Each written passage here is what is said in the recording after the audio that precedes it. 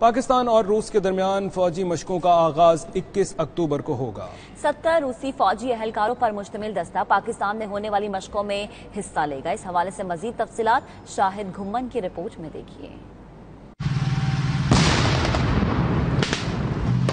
پاکستان اور روس عسکری لحاظ سے ایک دوسرے کے قریب آ رہے ہیں۔ دونوں ممالک 2016-17 میں پہلی بار مشترکہ طور پر فوجی مشقوں میں حصہ لے چکے ہیں اور اب 21 اکتوبر سے 4 نومبر تک جاری رہنے والی فرینڈ شپ 2018 نامی مشقیں شروع ہو رہی ہیں۔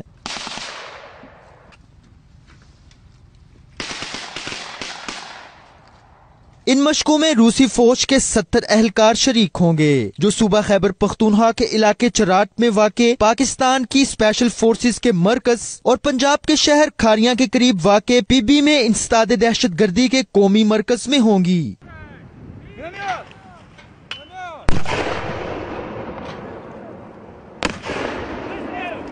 روس کی وزارت دفاع نے کہا ہے کہ ان تربیتی مشقوں میں حصہ لینے والے دونوں ملکوں کے فوجی دستے پہاڑی علاقوں میں انسداد دہشت گردی اور مسلح گروہوں کے خلاف کی جانے والی کارروائیوں سے متعلق اپنے تجربات کا ایک دوسرے سے تبادلہ کریں گے۔